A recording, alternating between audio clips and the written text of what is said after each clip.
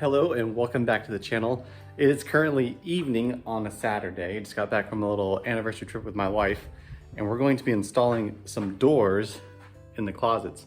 I'm currently in the middle of making a video about how to install the closet shelves, but I've ran out of materials, so I'm going to get some of that on Monday. But now I can install the doors since those shelves are in. So let's turn you around and I'll show you how to do that. These doors are a 32-inch wide single hung door. So it's already pre-hung, it's already got the door jamb attached to it. And so I just need to put it in this hole. Now it's not as easy as it sounds, because I mean, you gotta make sure it's plumb and level, and you gotta make sure that the reveal, the gap around the entire door is the same. So what we're gonna do first is we're going to attach the hinge side of the door to the hinge side of the door frame. So this is going to be the hinge side, because these doors on the right and left are going to be identical, except for they're going to swing opposite. That way the doorknobs are in the middle, that way they look identical from the outside, they'll look more symmetrical. So anyways, let's get you set up, and then I'll start cutting this apart and put it in the hole, and then I'll show you the tips as we go. So getting started here, you're going to want to get your level, your door of course, everything all set up, and then you're gonna get some shims, and some painter sticks are nice because they are like a shim except for they are flat all the way across. A shim has a taper to it, and you'll see that when we pull it out of the box.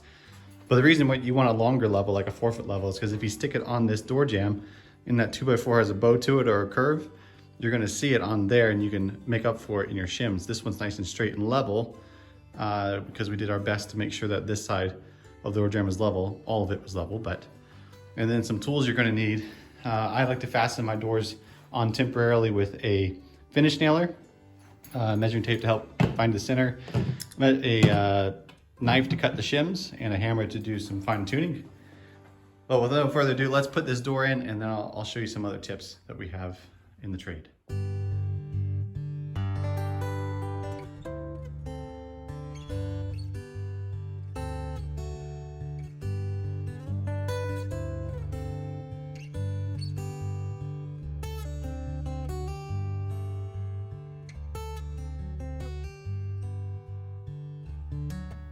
So we have the hinge side of the door all nailed in temporarily. Let me open it for you and show you how we did this.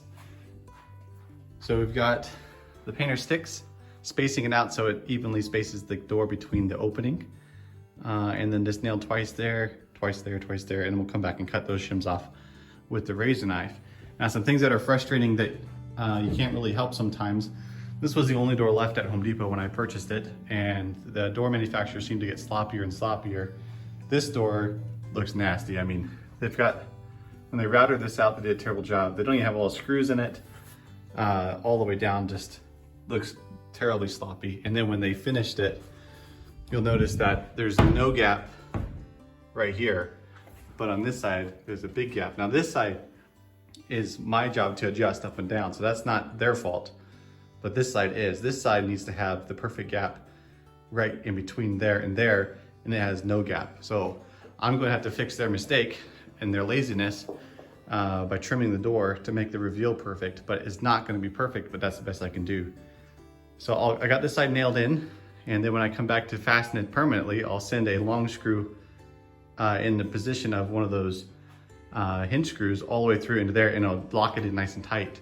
And on this side, I can hide a screw behind the locking plate latch right there. But I need to trim the bottom of this a bit, so it will lower the door down so that gap gets a little tighter because it's a little fat there. And then I will use shims and painter sticks to fill this gap here. That way this gap becomes exactly what we want it to, which is right about there. It's about 3/16 of a gap is what I like. 1/4 inch is too big.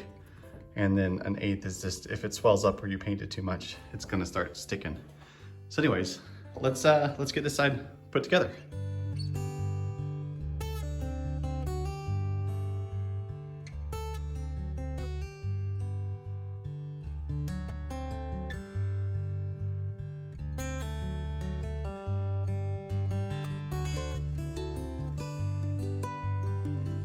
Okay, this is what we did in the last time lapse. So if you remember, the gap on this side was way too big.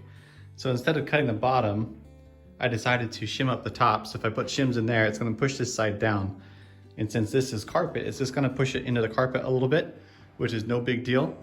But if you were doing it on like a hard surface floor, like hardwood floors or vinyl floors, you'd want to trim that down and bring it down. The thing you want to look out for is that you want to make sure that your door catch, so this here lines up nicely with this here. And so as you can see, perfectly aligned there and there. So when your door latch comes through to connect into there, it's not too high or too low. So you want to keep an eye on that as well. You can always adjust that, but then you have to kind of fix the little banged up areas. And then also I did 3 points like I did on the other side, except for I did it one at the point there, one at the top, one in the middle. And I spaced it out enough to where this reveal is as perfect as we can get it. See how it's like not a 1/4 inch and not an 1/8, it's a little bigger. So you can see this gap's a little bit bigger, but when you nail the trim on, the trim's gonna go from here to here. You can straighten this out and make it perfect. And then when you nail your trim on, it'll look perfect like I just said. But anyways, so these shims, you can see how they kind of work there. They kind of are tapered. Let me do a little stack up here for you. So if you use painter shims, they're just gonna be flat all the way across. But if your door is, your 2x4 that you're mounting to is cattywampus, not straight, you can take your shims and fix that taper. So say your 2x4 is cambered this way, you can put the fat part of the shim over here. And then when you put this in, you can adjust the spacing to make it flat all the way across because one side is thicker. So the more you move this up, they'll stay equal, except it'll increase the distance that they're making. So then you can cut them off. So these I hung off on the outside so I can just come back and cut them off. So the only thing left to do on this door, besides painting and putting the doorknob on, is trimming this piece up here, because since the door was not built properly, I'm gonna take this door off its hinges and trim off the top there. Now the easiest way to take out the hinges is to actually just take out the inside of this. So if you just take a little pin or a nail, you can push this out, and I'll probably show you how to do that. And that way you can leave the hinges on there, and then it's a lot easier than taking out 9 screws. So anyways, let's do that. So I'm gonna use the tip of my screwdriver and then my hammer, and I'm gonna push it out the bottom like this, put it on the bottom, and then tap it, and it'll push this out the top, and you should be able to grab it and pull it out, and this is what the pin looks like. So you can do that to all 3 of them, and the door will separate from the rest of it.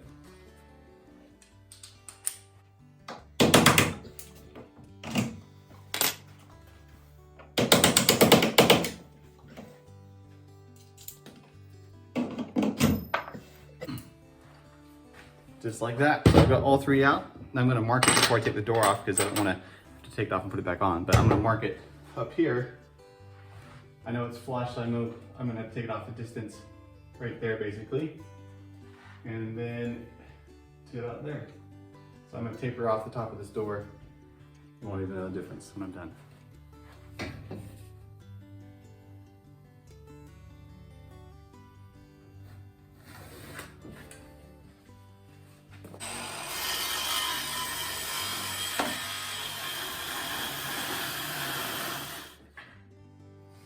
And then to put the door back on, you're just gonna reverse the method that you did to take it off. Sometimes it can be a little tricky because all these are fixed places, but you just grab it and then try to align it like so. And then it'll fall right in place, and you take your pin and line those babies up. Take the other 2 and do the same thing. This is also a great way to break into a place. Not that I should be telling you that.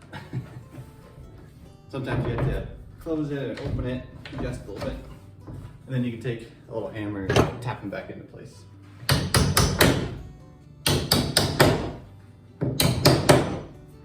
Just like that. And if you get everything cut just right, when you get to the top, it's gonna look nice and flat all the way across. You'll notice I moved those shims to the middle. That way I can bring that down a little bit just to make that perfect across the top. Now, one more thing that you want to keep in mind when you're hanging your door is that when you open it, you don't want it to swing closed or swing open by itself, because that means that your door is not level or plumb. And so it can swing a little bit because sometimes your walls are a bit out, but thankfully our walls are nice and level, and that means our door does not swing when it is square with the wall. Now, when you're nailing this over here, you're going to want to make sure that your thickness of your door is the same thickness as your wall, If not, you have to add a spacer to it, which is a pain. But this is a 2x4 wall, so this is a 2x4 casing. So it's nice and flush on the front and should be nice and flush on the back. That way when your trim is on here, your trim isn't cocked one way or the other. And then some of your doors will come damaged like this one. And so I'm gonna have to take some nail filler and recreate that, kind of like doing body work on a car, and then I'll paint over it and it'll disappear. Along with these nail holes, we'll put some nail filler in there and you'll never know that they were there. And that concludes our video for the day of how to install a pre-hung door. We're going to be doing a future video on a double hung door here in the middle. It's a little more complicated to install than this door is. It probably takes me about 5, maybe 10 minutes to install a door like this if it doesn't have any of the issues this one has. But also there's going to be a future video on the shelving that's going to be installed. I was going to finish that one, like I said, but I ran out of material. So I'm gonna get these doors installed. And then when I do these shelves, there's gonna be a faceboard across here that attaches to the door. And I'll show you how that works too. But anyways, thanks for watching. If you have any questions or if I didn't explain something quite clear enough, please leave a comment down below. Don't forget to like, subscribe, and share with all your friends. Thank you for watching. God bless.